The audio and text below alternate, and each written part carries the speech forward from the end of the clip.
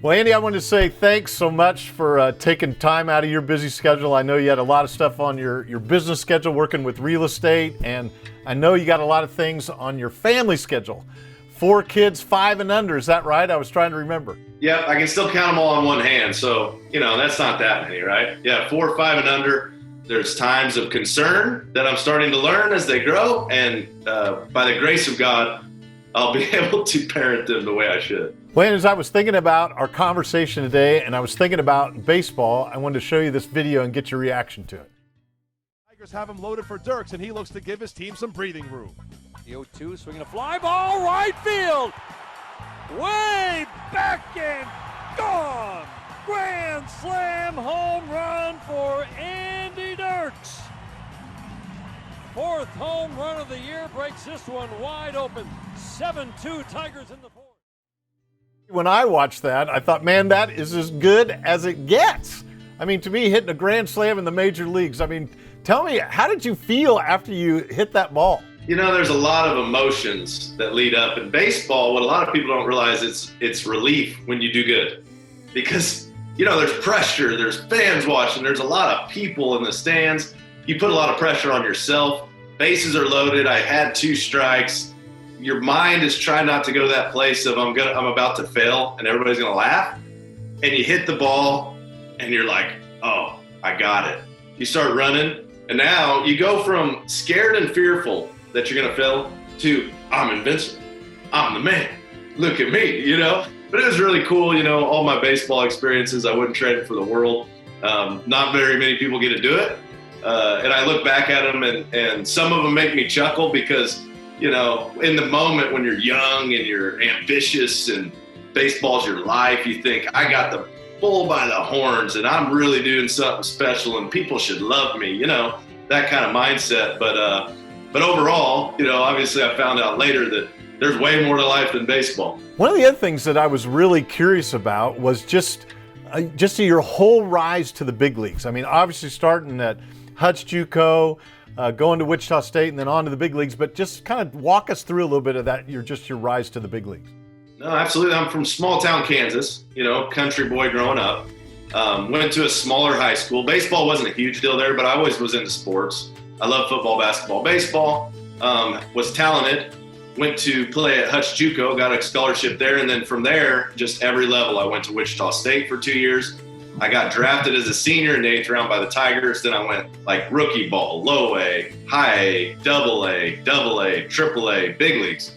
And I played in the Dominican for 2 winters. I played a lot of baseball, and it took a lot of work and effort and time. People see in the big leagues, but it was a lot of at-bats, a lot of reps, a lot of practice that got me there.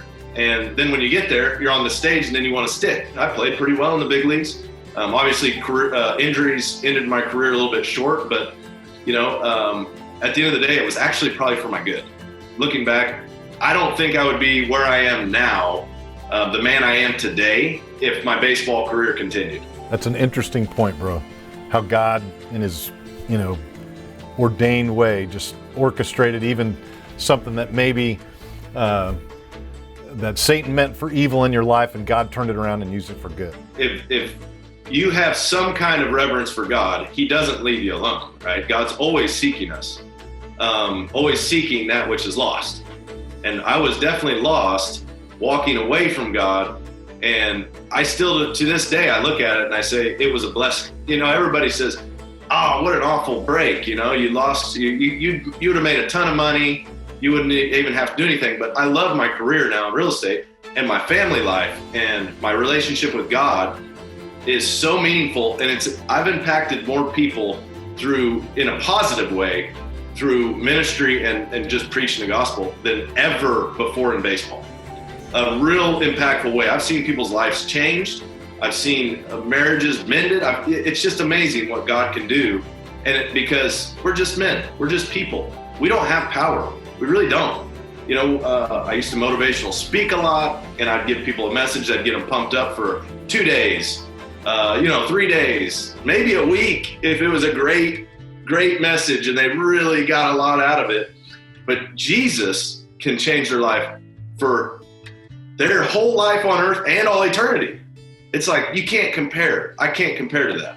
One of the other things, Andy, that really I discovered kind of about your career, even though I've known you for a long time, was that you were a Golden Glove nominee. I mean, tell me a little bit more about that and kind of about that journey. So I always took pride in defense, and that was part of my work ethic. I always shagged balls at 100%. I was always laying out and going and getting it. And obviously when I got to the big leagues, I was very good at outfield. And Alex Gordon beat me. Actually, my stats were better than his, and my range was better than Alex Gordon's that year. But Alex Gordon hit like 290 with like 20 homers, and I hit like 255 with like 6. Andy, as you were growing up, you had a mom and dad who loved you deeply, really taught you right from wrong, clearly gave you some great moral boundaries in your life. But I know that when you got to college, when you, in your young years of certainly your professional career, that you made some choices that certainly made your mom and dad's stomachs churn.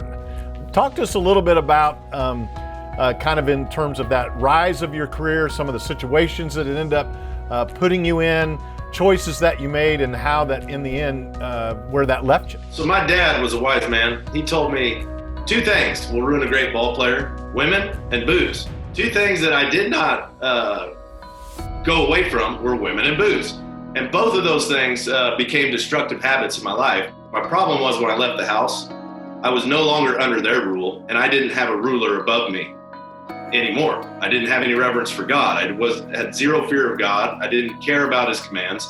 So I go and do what Andy wants to do, just being my own God.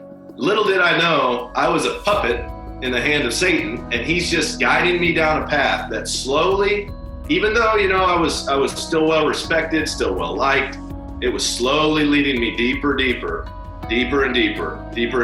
into a pit, right? Into a place of spiritual destruction and just death. And it didn't happen overnight. I had my friends and we'd drink and have fun. And then in baseball, it was a little bit more. And what was happening was I was slowly leveraging myself out of reality with baseball, with alcohol, and with hobbies and interests, to where I didn't have to engage in my day-to-day reality. I could live a fantasy life per se, with all these drugs and addictions and all these things that were leading me, and Satan was just leading me right down that path, saying, "Yeah, this will satisfy you." So I would be sharp with my wife. I would make it all about Andy, or I would always feel like, why is she pushing away? Why does she not want me to have fun? Why is everybody else in the whole planet think that I'm great? And I told her that one night. We're sitting there, and I came home, and I went and had a couple beers with some buddies at the bar. Come home, and I said, "Everybody in the world thinks I'm great except for you." And when I did that, it was like God hit me in the forehead with a 2x4, and I was like, "Everybody thinks I'm great except for you. You're the one who actually knows me." I mean, I was wearing masks. I'd be this guy for business, this guy as a dad, this guy as a husband, this guy, when we'd go to church even, I'd be this guy at church. In front of these people, I'm the cool guy. In front of these people, I'm the saint. And that's exhausting. Oh, boy, is it exhausting. And when I said that, I realized that she saw my true identity. And that's when it really started sinking in. I didn't like reality. I did not like living. Then I know at a given point in time, Andy, there was kind of some pivotal circumstances where really you hit some rock bottom, and you really kind of came to your senses, so to speak. Talk to me a little bit about kind of what happened kind of during that time frame. Literally, I was sitting on the couch one day, and Megan and the kids were off doing something else. I started to analyze my life, really open up a little bit and analyze it. And what I saw was I was a failure in a lot of things.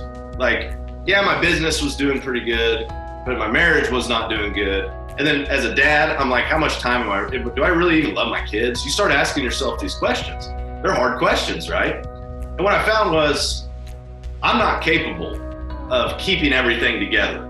It doesn't matter how hard I would push or how hard I would try. I couldn't get victory over sin. I could not get over, temptation. I loved sin. I could not get to where I would not be angry or bitter with my wife. I could not get in a position where I really thought that I was training my kids well. And I realized that sin was my God. It had complete control over me. Drinking, bitterness, anger, you name it. But in that moment on the couch is when I finally said, I can't do it, Jesus, I gotta trust you to do it. And literally that's all I did. I said, I'll go all in, I'll do whatever you want me to do, because I know if I can't do this, nobody can. And there's gotta be somebody that can, and people say it's you. So let's do it. I said, I'm gonna jump off of this cliff and I'm gonna trust you like you would trust a parachute. I think you're the best, I think you're a parachute. If you're not, I'm gonna splat flat on my face and I'm dying. But I knew if I didn't jump that there was lions behind me getting ready to devour me. If I stay where I'm at, I'm dead. There's no life in this life that I'm living. I knew that. Let me jump and trust Jesus that parachute will take me down to a nice soft valley with green grass and water and an abundance of blessing. And lo and behold, I jumped, and not only was it a parachute, it was literally like he just guided me down as I trust him and grew in him into this blessing of a valley where my marriage is blessed, my business is blessed, my kids are blessed, I'm blessed, my relationships are blessed. I mean, it is incredible what Jesus can do in a person's life. I mean, the testimony of the living God is watch what he'll do in a person's life. Watch what the Holy Spirit will really do. If somebody jumps off the cliff and says, God, I'll trust you. That's all he asks. You put your faith and trust in him. You jump off that cliff and go all in. I promise it will be worth everything times a billion. There is nothing that compares to walking through this world with God. You've been to the very mountaintop of, so in our culture, I think everybody dreams to the place where you've been. Highly successful in your career, been to the World Series. I mean, you've done it all. At the same time, just like you've been talking about today, even though that you would have been to heaven from a world's perspective, that you would say it's not what you think it is. And so, I mean, as you think about parents that have kids in sports and everything else, what would you say to them in terms of how that the role that sports can appropriately play in a young person's life? Yeah, sports are absolutely great tool for building character, learning teamwork. Like, given in the right capacity, kids will learn a lot in sports. But when sports become the God, right? Like for me, I was so hyper focused on sports, and that's all the only thing I really had to focus on, sports and get good enough grades to play, and then sports and sports and sports. It kept me from ever having to face reality.